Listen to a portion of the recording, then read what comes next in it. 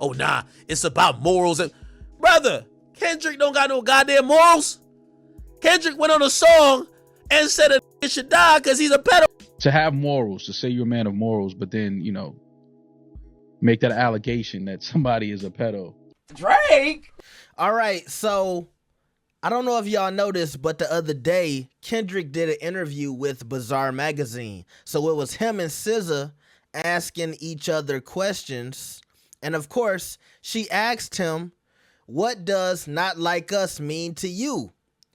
And I don't know if y'all noticed, but according to Kendrick, he said not like us is not about Drake. It's about him. It's about the artist himself. He said not like us is about Kendrick and his morals, all right? So today we got Akademiks and Mar from the Rory and Mar podcast reacting to this interview. We gonna start with Akademiks. Make sure y'all like the video and subscribe. Let's get it. This is what SZA asks Kendrick. Can I ask you a hyper-masculine question? SZA asks Kendrick Lamar. She then says, you can tell me to shut the fuck up. But what does not like us mean to you? Kendrick answers. He says, not like us? Well, I gotta get my fake woke voice. Not like us. Not like us is the energy of who I am. The type of man I represent. Now, if you identify with the man I represent, this man has morals. He has values. He believes in something. He stands on something. He is not pandering. He's a man who recognizes his own mistakes and not afraid to share the mistakes and can dig deep down into fear-based ideologies or experience to be able to express them without feeling like he's less of a man. If I'm thinking not like us, I'm thinking of me and whoever identifies with that. Is this nigga serious, chat? Bruv, this bruv just trying to make this shit like some high, like this spiritual morality. Like, what the nigga? This just a diss on to Drake. Yo, I hate when rappers try to make shit too deep. Not Like Us is a diss song to a nigga he thought was a bitch. Drake. That's it. That's how the song. Like, I don't know why this nigga's trying to do this extra fake deep shit. Like, oh nah, it's about morals. And brother, Kendrick don't got no goddamn morals. Kendrick went on a song and said a nigga should die because he's a pedophile, and then says he said that Drake's son don't deserve to have a father alive. Then he went on and made the Not Like Us saying this guy is a pedophile. He just straight up lied. He straight up lied. You don't got no goddamn morals, bro. You just wanted to win a rap beef, and kudos on making a really good song. But the audacity, the unmitigated gall of someone who would get on a goddamn interview and just, rather than just describing what the song is, talking about it's not like us is the energy of who I am, the man I represent. Nigga, no it ain't. It's a diss song to a nigga you don't fuck with. Just keep it a beat. Why these niggas trying to be so deep? Pause, no diddy. This man has morals. He has values. Like, what is he talking about? Bruv. I would have respected this if he just said more like, yo, Not Like Us is a song about a bitch ass nigga who ain't like us. I would have respected that and be like, all right, man, that's funny. I can get down with that, bro. I can get down with that. Bro, why is this nigga trying to be so fake fucking deep? The man you represent? What the fuck are you talking about? The man has morals, values, and believes in something? What the fuck did Kendrick show us he believes in? And stand on something. What did he stand on? Yo, Kendrick is doing an amazing job of trying to rewrite the history of the beef with Drake. Here's how the real history of the beef with Drake goes. Kendrick was salty that he was this Puritan type rapper And Drake was this rapper that was trying to attract pop audiences and R&B audiences and a lot of women, and may have gotten help with this and third. And he was jealous of the fact that this guy was number one. He felt that talent for talent, he felt he was better, but he didn't want to do the work to get to number one. Instead, he slick hated all along his career, even though this nigga put him on his first motherfucking tour. Let's just be honest. Nigga put him on his first tour, gave him a feature, put his song on his goddamn album, and he slick hated the whole time. And then when he got called out on the first time he slick hated in 2014 with the Control, he said, that's not what, I ain't got no smoke like that. Then the whole time afterwards, the Black and the Berry, all that bullshit, nigga talking about, yo, y'all niggas sharing bars like people sharing bunk beds. He kept slick dissing. The other nigga was never really giving a fuck. Like, bro, why you, if you're number one, in the history of time, have we seen number one say, man, fuck the fact that I'm number one, let me hate on number two. This nigga was a guy that was number two, felt he had the talent for number one, didn't want to work for it, and just hated on number one the entire time. And to the point where I know we're now like reimagining why the beef kicked off.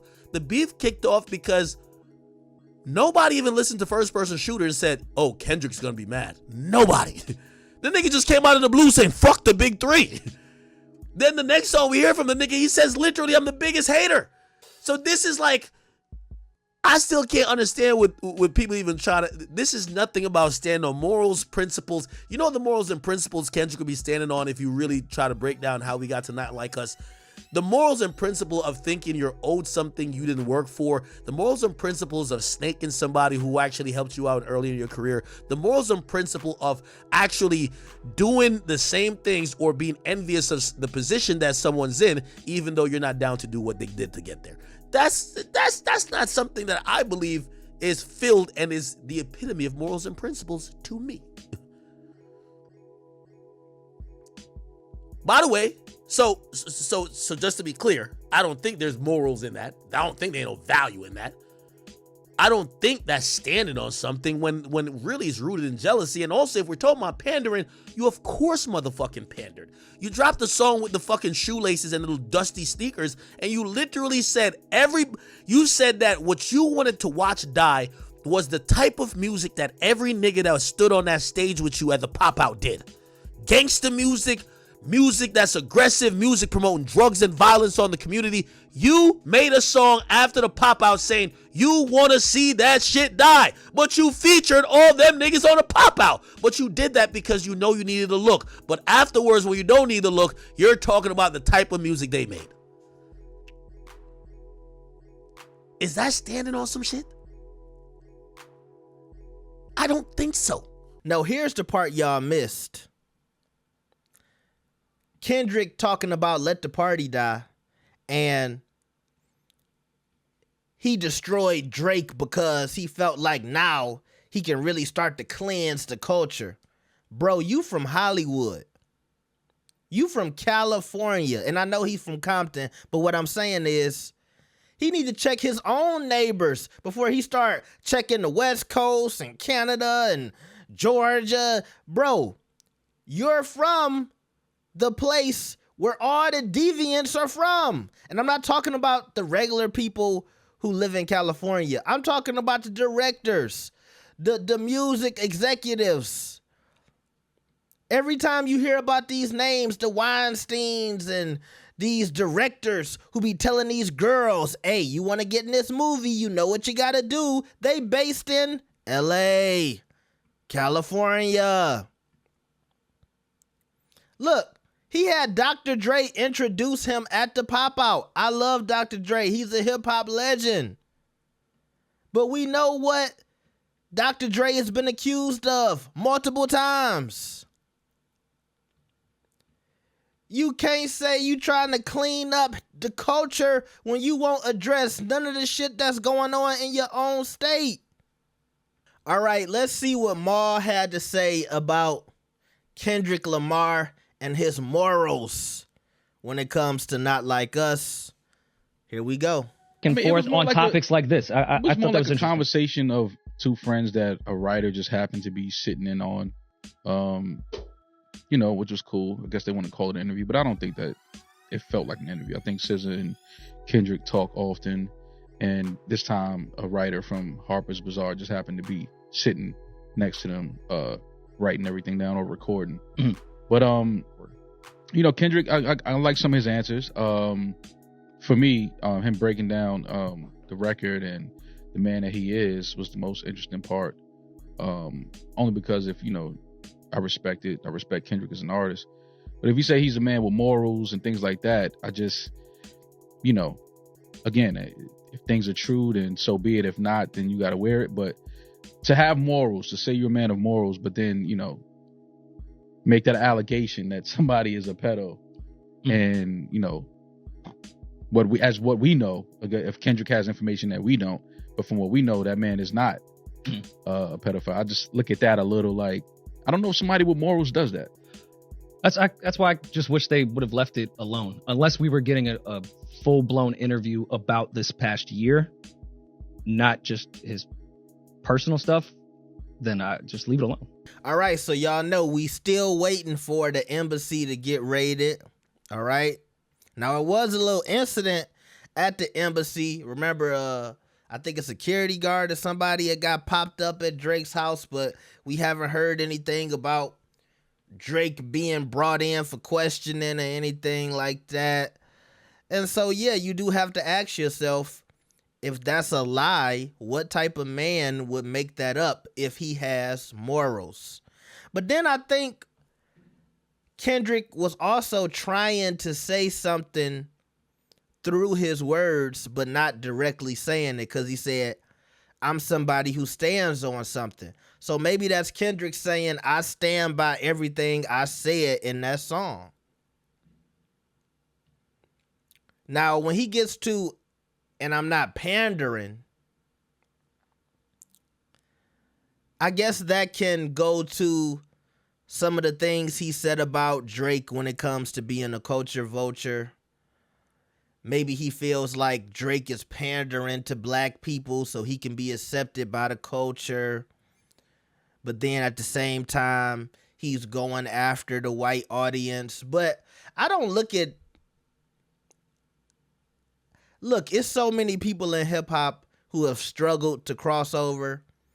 And I can go through every rapper's discography and I can show you the song where they tried to go pop. And when I say go pop, I don't mean like literally changing your whole style, but I mean trying to borrow that audience to make a song more popular, right? To get some more plays, to try to get some placements on some radio stations that might not be just a hip hop radio station. You know what I mean? That helps when it comes to awards and streams and things of that nature. A lot of rappers have done it, but they haven't been as successful as Drake. And I think Drake gets a lot of backlash for being able to cross over whenever he wants to. And some people like to say, well, are you hip hop or are you pop? Or are you, UK drill? Or are you making Latin music? Are you making dance hall music? Who are you, Drake? You just a dude that's wearing costumes. But I think also a lot of y'all have no idea about Canada, Toronto especially, where they have a melting pot of cultures, right? So you got all types of people in Canada, so it's not strange for a Canadian to be a fan of all of these different types of music. And Drake has always been honest about that, especially when it comes to his influences in hip hop and R&B. So I never really got that knock against Drake. But like I said, maybe Kendrick was kind of subbing Drake while he was talking about Not Like Us and breaking down what the song means to him. Okay? So y'all let me know what y'all think about this. Some very interesting opinions on this video. I'll see y'all next time. Peace.